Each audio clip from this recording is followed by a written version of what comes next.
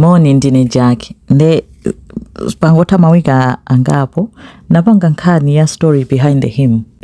Yonena kuti nyimbo zomwe timayimba machalichi mahymn wa zambiri zonena kuti pali nkhani yomwe inachitika kumpangisa munthu kuti alembe nyimboyo.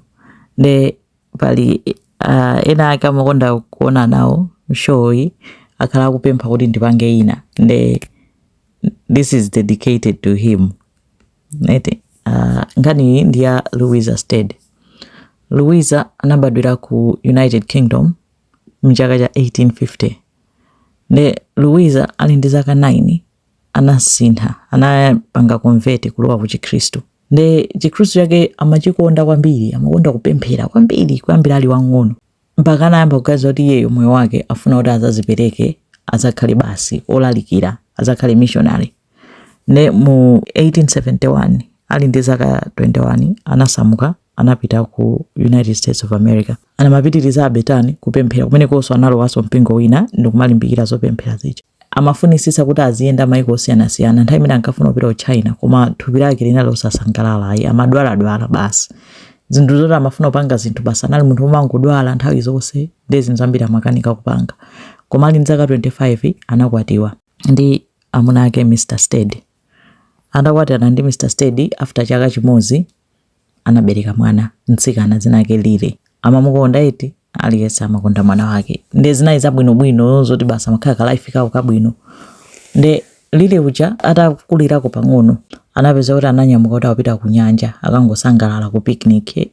Nde anapita ku nyanja kuja atatenga nsalu zomwe amayala pa mchenga paja nditi zakudya tawo kukhala basi mwene paja kumadya au basi umayang'ana nyanja kumasangalala. Kenako anamva kufuula. Kufuula kumadapoda afuula ndani. Kuyang'ana anapeza panali mnyamata wina akamamira. Ne Mr. Stead aja anathamanga kuti akamndani akampulumutsa, anadumpira nawo so m'madzi muja. Ne nkhani ya nyanja olo nditi madzi ndione kuti munthu akamamira, munthu ukapanga decide kuti ukampulumutse munthu amene akumira ndi 50-50. Ukhoza kumpulumutsa kapena sumpulumutsa nonse mumira. Chifukwa chonena kuti ngati munthu uja atakugwire nonse mulowa pansi, atakugwire molakwika. Nde ndizomwe zinachitikira Mr. Stead. Mnyamata uja anapeza kuti anamugwira momoti amuthandize atuluke onse awiri anamira. Nde imagine kuna kuti anamira pamaso pa akazi awo ndi mwana wawo atayima potero pakuti akuona. Anthu aja anamwalira. Nde mudzaka ngati zimene zodzo ma 18 chakuti nthawi zambiri othandiza pa khomo pa banja amakhala mamuna. Mkazi amakhala housewife nthawi zambiri. Nde anakhalira topanda kena kalikonse anasaukiratu. Nde zinaziya zonena kuti munthu oti anapereka moyo wake onse kwa Ambuye kumati ndimapemphera dzalakwika pati ndalakwa chani Ambuye. Zimene zoti kukhala depressed kumanena kuti sono ndiye nditani mwana ndi njesa chani. Anabwerera ku nyumba koma matani nkumakhala moyo uja kuti kukhala mu umphawi osaneneka uja kumafika pomakhala kuti kaya nde lero kudzuwa lilo wa bwanji kaya mawa kucha bwanji mwana ika nditani naye mafika potero. Nde tsiku linali nkati modandaula anazakuzindikira kuti yayi tadikirani kaya. Nthawi zonse ndikumakhala kuti ndibe kalikonse. Koma ndikakhala kunena kuti ndikuti kaya mwana yadya chani pamapeza kuti pamagogoda munthu pakhomo. Ndikatsegula pabwera alendo akuzandiona koma sakumangobwera chabe akumabwera nchakudya. Eni ndika chakudyaka nkumapita. Tsiku lina linafika point yonena kuti analibiretu china chilichonse anangomva pakhomo gogoda. Anatsegula sanaonepo aliyese anangopeza munthu waika chani waika basket muliza kudya koma saziwa kuti anamwikira ndani. Pamene anazindikira kuti iyayi munthu unetu Ambuye sananditaye. Kutero kunthawi yonse ndikumadandaula kuti Ambuye anditaya koma ndikumadya ndilibe chilichonse koma tsiku lilonse ndikudya ndipo mwana wanga akutani akudya. Kuzindikira kuti Ambuye akumpanga sustain somehow. Pamene no moyo wake unachita so revive kuti Ambuye akundisamala, Ambuye sananditaye. Zinachitika zimene zija koma Ambuye ali nane. Kubwereranso ku chalichi kuyambanso kulimbikira ku chalichi chani. Nde anakhala inspired kwambiri kuti kodi Ambuye ndofunika kumupanga trust kumukhulupirira chifukwa Ambuye akudziwa zimene akutani akuchita. Ambuye ndi Mulungu. Nde moyo wake wauzimu unapita patali kwambiri. Pamene analemba poem, inali poem anayilemba "Tis so sweet to trust in Jesus." Nde inali poem yoti anaonesa anthu angapo. Nde anamuonesa munthu wina dzina lake William Kirkpatrick nayenso anali opanga nyimbo music ku chalichi.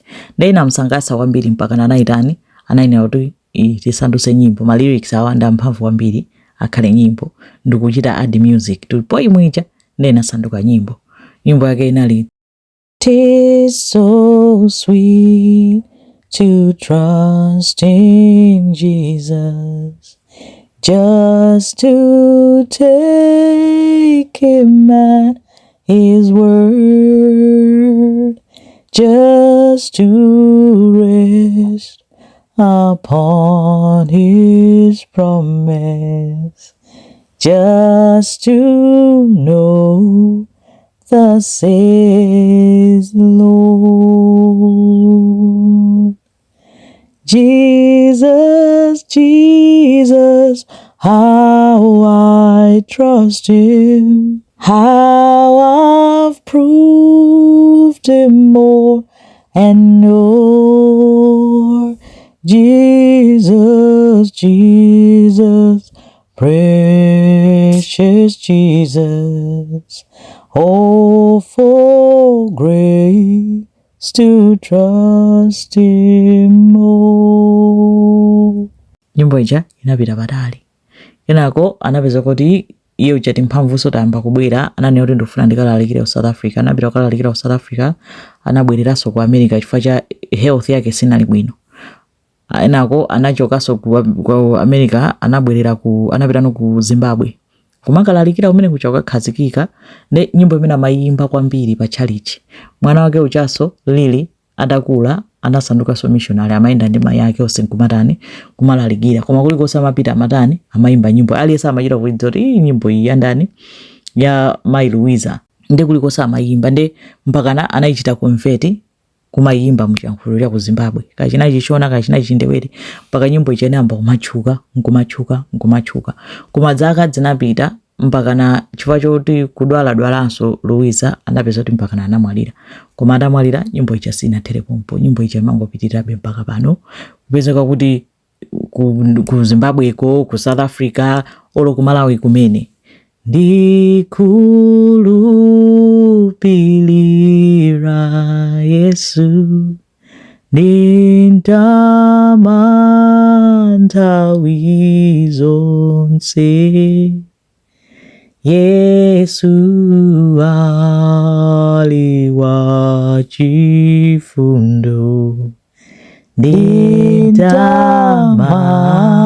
nthawi zonse. Nyimbo yonena kuti panopo is worldwide ndipo anthu ambiriso mukuyidziwa. Koma nkhani yake yomwe inabweretsa nyimbo imeneyo zomwe zinanchitikira Louisa zinayi zimenezo. Nyimbo zambiri zoti zimatidalitsa timayimba ndikumasangalala ndikumapeza mtendere ndi chilimbikitso zimakhala zonena kuti zinalembedwa after munthu wina atadutsa mululu opsa kwambiri. Imene ndi nkhani ya "'Tis so sweet to trust in Jesus." Zikomo kwambiri.